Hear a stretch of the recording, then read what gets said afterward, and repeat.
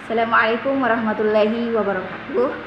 Perkenalkan, saya Karimah dengan NIM 14204906 kelas AKM 3 Konsentrasi Kesehatan Reproduksi Program Studi Kesehatan Masyarakat Stike Surya Global Yogyakarta.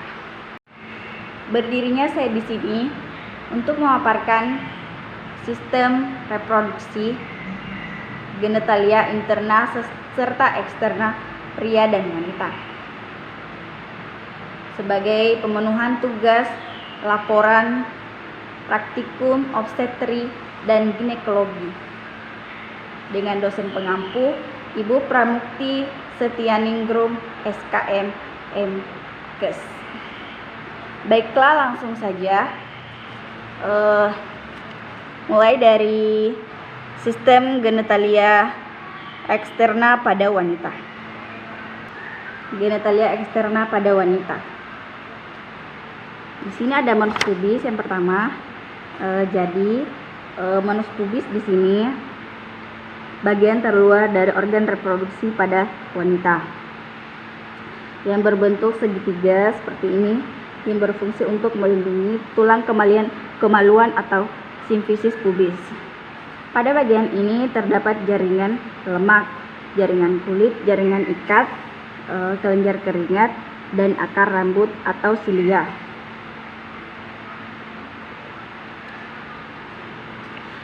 Manus pubis fungsinya untuk melindungi jaringan di bawahnya, pembuluh darah dan saraf pada bagian ini. Nah, selanjutnya di sini ada klitoris. Nah, klitoris di sini bagian yang sensitif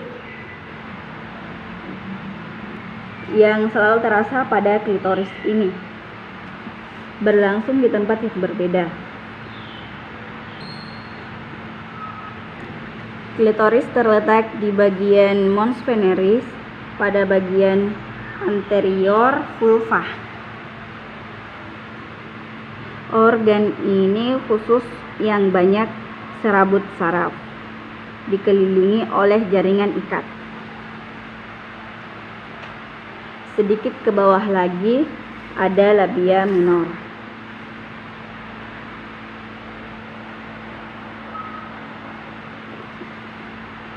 Letaknya di sebelah labia mayor sebelum mispi. Labia minor bisa juga disebut dengan bibir kecil pada kemaluan wanita. Nah, hal yang membedakan antara labia minor dan mayor hanya tidak terdapat akar rambut dan memiliki banyak pembuluh darah. Nah, selanjutnya ada ini. Tadi labia minor fungsinya banyak, yaitu jikalau ada pendarahan atau luka di daerah labia minor dan mayor ikut terangsang. Sedikit ke bawah lagi ada namanya uretra. Terbentuk lubang kecil pada wanita. Badannya kalau di pria berada di dalam, dekat dengan pangkal penis. Pada wanita di sini uretra hanya berperan sebagai saluran pembuangan urin saja. Nah, tetapi beda halnya dengan pria. Pada pria, saluran uretra berperan sebagai saluran pengeluaran air mani. Nah, selanjutnya sedikit ke bawah lagi ada namanya vestibule atau vestibulum. Vestibulum di sini letaknya rongga kemaluan yang terletak di labia minor dan merupakan muara dari saluran uretra dan lubang misfi. Adapun fungsi dari organ yang vestibulum ini terdapat muara uretra, 2 lubang saluran kelenjar Bertolini dan 2 lubang saluran scan, dan berfungsi untuk mengeluarkan cairan yang berguna untuk melumasi vagina pada saat melakukan bersenggama. Agak ke bawah lagi namanya pembuangan kemih. Di sini itu terletak di perineum. Bibir vagina ini terletak di sisi depan dan berdampingan dengan anus. Dari bibir vagina ini berujung dua muara. Nah, dua muara itu lubang vagina yang merupakan muara saluran reproduksi dan saluran kemih atau saluran kencing, atau orificium uretra yang merupakan muara saluran kemih. Nah, selanjutnya di sini ada namanya labia mayor. Tadi kan sudah dijelaskan mengenai labia minor, sekarang dijelaskan mengenai labia mayor. Nah, seperti yang terdapat di gambar ini, labia mayor ada di sini.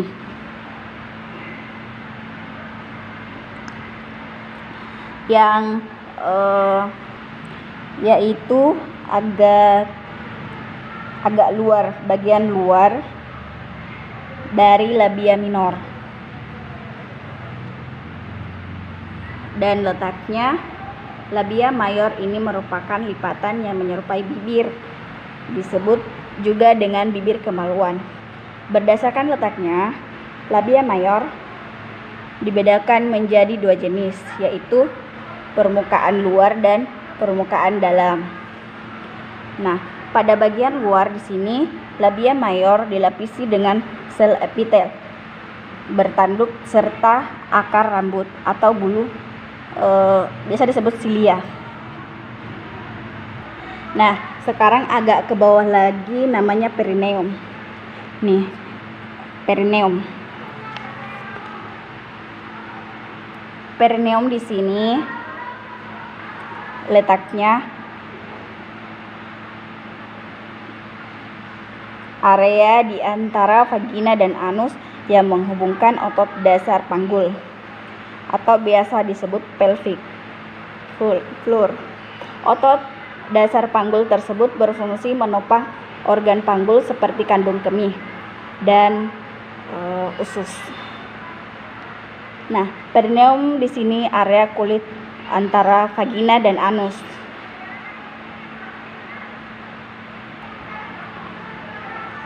Pada perempuan di sini sebagai penutup dan pelindung untuk perineum dan menahan organ panggul. Seperti itu fungsinya. Sekarang ada bagian bawahnya, yang terakhir adalah bagian anus. Nah, anus di sini biasa disebut dengan dubur atau lubang bokong dengan bahasa Latin anus. Ini adalah bukaan dari rektum dari luar tubuh yang terletak di bagian tengah bokong. Bagian posterior dari peritoneum pembuka. Terdapat dua otot sphincter anal di sebelah dalam dan sebelah luarnya. Adapun mengenai fungsinya, yaitu sebagai proses pengeluaran sisa-sisa makanan yang sudah tidak diperlukan lagi melalui anus. Anus di sini adalah jalan pembuangan sisa makanan yang tidak terpakai oleh tubuh dan gas-gas yang berbau disebut tinja. Nah, inilah penjelasan dari genitalia eksterna pada wanita. Kurang lebihnya mohon maaf. Kemudian lanjut lagi ke kelas selanjutnya, saya akan menjelaskan mengenai sistem genitalia interna pada wanita, interna atau bagian dalam reproduksi wanita. Pada bagian pertama di sini ada tabung Fallopi atau tabung Fallopi. Jadi di sini tuh letaknya terdapat pada tepi atas ligamentum latum, berjalan ke arah lateral, kornu uteri kanan dan kiri. Tuba falopi ini yaitu untuk menghubungkan antara indung telur atau ovarium dan rahim. Saluran ini berfungsi sebagai tempat berjalannya sel telur dari ovarium menuju rahim saat ovulasi dan sebagai tempat pertemuan sel telur dan sel sperma pada saat proses pembuahan untuk menangkap dan membawa ovum ke uterus. Selanjutnya ada ovari indung telur atau ovarium. Ada dua, yaitu terletak di kanan dan kiri. Terdapat di gambar ini. Kurang lebih seperti ini gambarnya. Ovarium dihubungkan oleh ligamentum ovari dan dihubungkan oleh dinding panggul dengan perantara ligamentum infundibula cervicum. Ovarium di sini letaknya berada pada bagian kanan atas dan kiri rahim. Perlu diketahui bahwa ovarium berfungsi untuk memproduksi, menyimpan, dan melepaskan sel telur wanita ke dalam tuba falopi atau ovulasi, mengeluarkan hormon progesteron dan estrogen, dan mengeluarkan sel telur setiap hari. Nah, agak ke bawah lagi namanya endometrium. Endometrium adalah berfungsi sebagai sebelum menstruasi, endometrium akan menebal dan akan menjadi tempat sel telur yang sebelum dibuahi. Dan sebelum menstruasi, endometrium ini akan menebal dan akan berfungsi sebagai tempat melekatnya atau menempelnya sel telur yang telah dibuahi. Dan apabila tidak dibuahi, maka akan meluruh dan akan keluar menjadi darah menstruasi. Selanjutnya, jaringan yang endometrium ini dapat tumbuh di endometrium, bagian akhir usus yang terhubung ke anus. Sebelum menstruasi akan menjadi sel telur. Tempat menempelnya ovum atau saluran telur. Jaringan yang disebut endometrium ini dapat tumbuh di indung telur, usus tuba falopi, vagina, atau di rektum, bagian akhir usus yang terhubung ke anus. Sebelum menstruasi, endometrium akan menebal dan sebagai tempat menempelnya atau melekatnya sel telur yang telah dibuahi. Lapisan terdalam dari rahim dan tempat melekatnya ovum atau saluran telur. Nah, uterus atau rahim di sini disebut organ yang berbentuk buah pir terbalik dari sistem reproduksi wanita yang terletak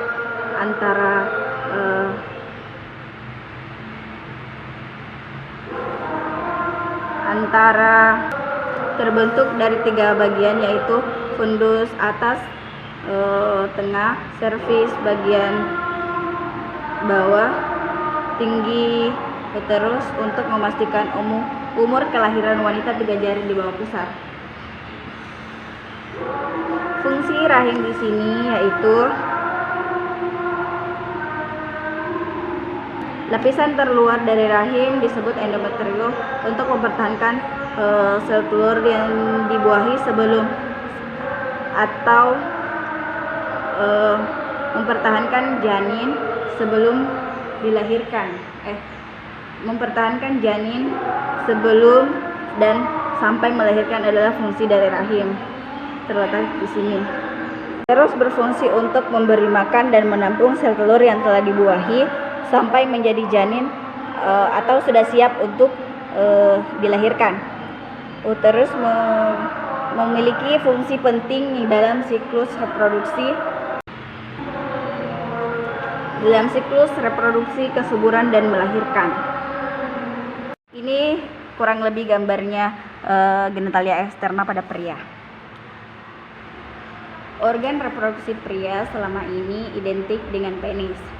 skrotum dan ataupun bagian-bagian lain yang dapat terlihat mata. Padahal masih banyak orang lain yang menyusun suatu sistem reproduksi pria yang kompleks. Mengenal lebih jauh tentang alat reproduksi pria dan bagiannya yang normal serta fungsinya dapat membantu Anda dengan mengidentifikasi kelainan pada organ tersebut. Organ reproduksi pria bagian eksternal. Kandung kemih. Di sini terdapat kandung kemih dan uretra terletak di bagian bawah dan fungsinya untuk menyimpan serta mengeluarkan urin pada waktu yang tepat. Sedikit ke bawah lagi namanya ini kelenjar prostat. Nah, kelenjar prostat atau kelenjar berukuran kenari yang terletak tepat di bawah kandung kemih. Agak ke bawah lagi namanya uretra. Uretra di sini terletak pada bagian bawah saluran kemih dan berfungsi untuk menyimpan serta mengeluarkan urin pada waktu yang tepat. Uretra berbentuk lubang kecil yang pada wanita terletak di bagian lubang vagina, sedangkan pada pria berada dekat dengan pangkal penis. Pada wanita, uretra hanya berperan sebagai saluran pembuangan saja, namun pada pria saluran uretra sebagai pengeluaran air mani. Agak ke bawah lagi di sini ada vas deferens. Vas deferens di sini membentang dari epididymis ke uretra. Nah, vas deferens di sini berfungsi sebagai tempat penyimpanan sperma sebelum dikeluarkan melalui penis. Nah, saluran ini bermuara dari epididymis. Vas deferens menghubungkan testis dengan kantong sperma.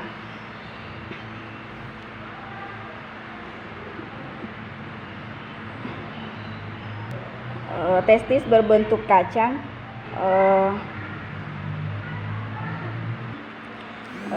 Saluran ini bermuara dari epididymis. Saluran vas deferens menghubungkan testis dengan kantong sperma.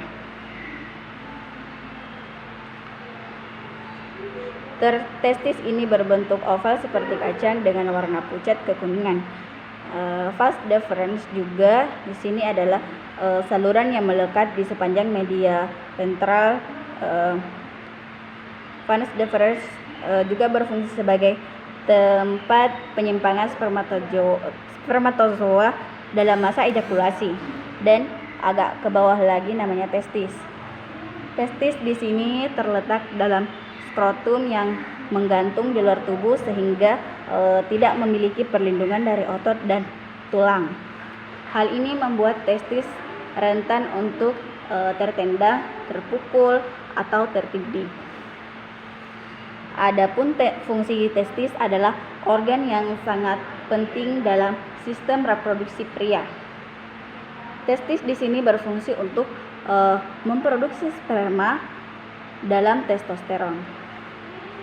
Agak ke bawah lagi namanya skrotum. Nah, skrotum di sini terletak pada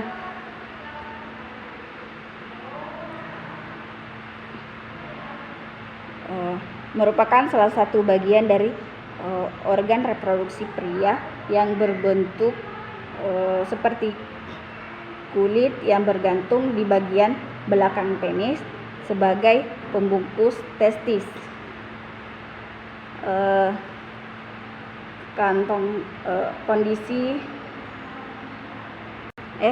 Fungsi skrotum di sini berkaitan erat dengan testis karena kantung inilah yang melindungi dan mendukung testis untuk memproduksi sperma yang baik. Pada penis di sini, pada bagian penis ini ada 3 bagian, ada kepala, lubang penis, dan ada batang penis. Nah, penis di sini merupakan organ seks dan sekaligus alat reproduksi pada pria yang sangat berperan penting pada masa pubertas. Saat bayi hingga anak-anak, penis dapat berfungsi sebagai pengeluaran urin dan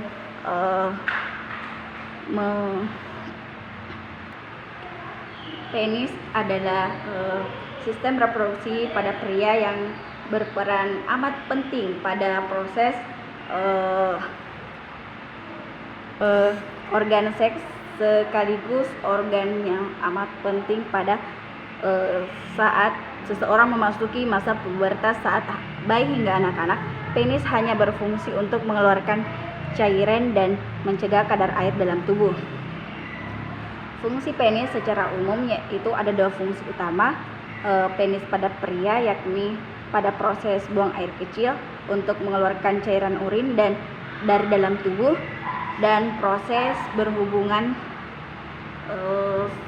seks antara laki-laki dan perempuan yang sudah halal, yang sudah menikah maksudnya. Fungsi kepala penis di sini untuk sebagai tempat pengeluaran urin, dan kepala atau glans bagian ujung penis yang mengerucut yang terdapat lubang uretra yang mendukung sebagai tempat pembuangan urin yang tidak digunakan lagi oleh tubuh.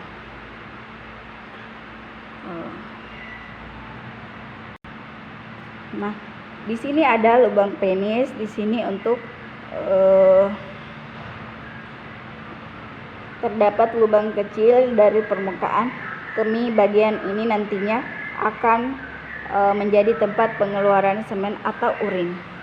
Pada alat kelamin pria terdapat juga ujung-ujung saraf yang sensitif terhadap rangsangan. Nah, ini bagian keseluruhan di sini. Batang penis bagian merupakan alat kelamin pria yang berfungsi untuk menetrasi ke dalam vagina. Testis adalah organ yang sangat penting dalam sistem reproduksi pada pria. Testis adalah untuk memproduksi sperma dan itulah lebih kurang dari penjelasan saya mengenai genitalia eksterna pada pria. Selanjutnya saya akan menjelaskan tentang sistem genitalia interna pada pria.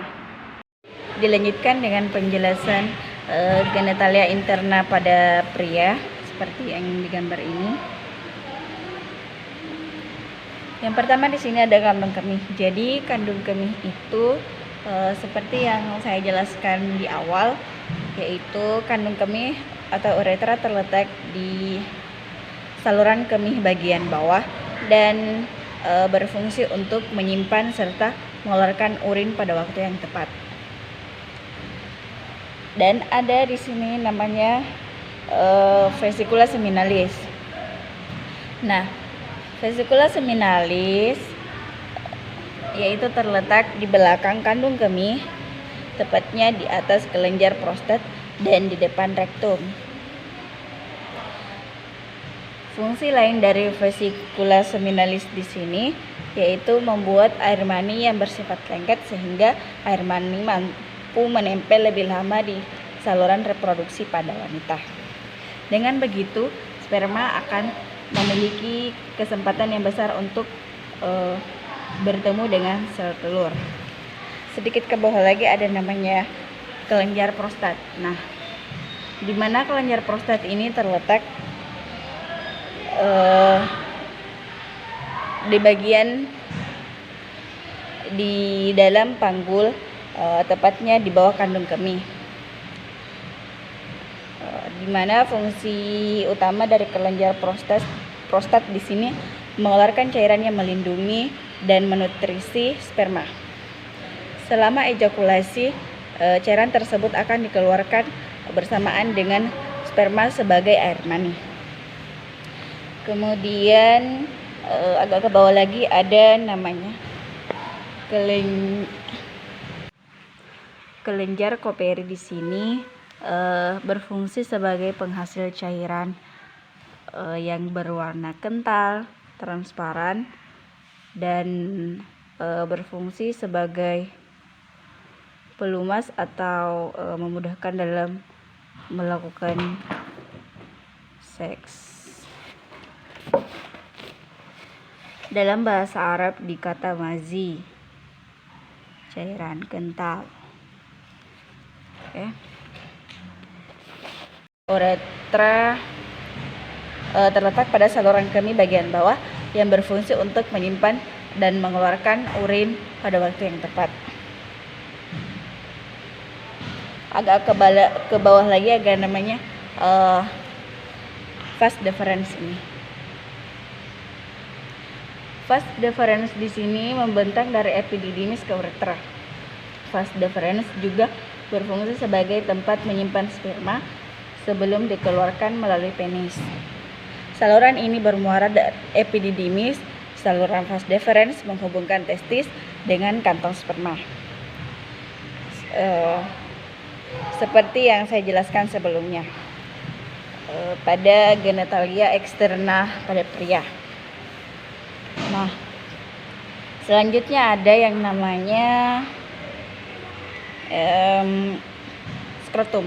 Nah, skrotum di sini ini gambarnya di bawah pangkal penis, merupakan salah satu bagian organ reproduksi pada pria. Bentuknya merupakan kulit yang menggantung di bagian bawah penis yang berperan sebagai pembungkus testis. Kantong zakar atau nah, selanjutnya ada yang namanya epididymis. Nah, epididymis di sini terletak di bagian belakang testis dan menyambungkan vas testis dengan vas deferens dan berlanjut ke saluran ejakulasi prostat dan saluran kencing atau uretra saat ejakulasi. Saat mengalami epididymitis, saluran tersebut menjadi bengkak sehingga menimbulkan rasa nyeri. Yang terakhir ada yang namanya testis. Nah, testis di sini terletak di dalam skrotum yang menggantung di luar tubuh sehingga tidak aman atau mudah tertindih dan tertendang seperti itu karena tidak ada tulang yang melindunginya, tidak ada perlindungan.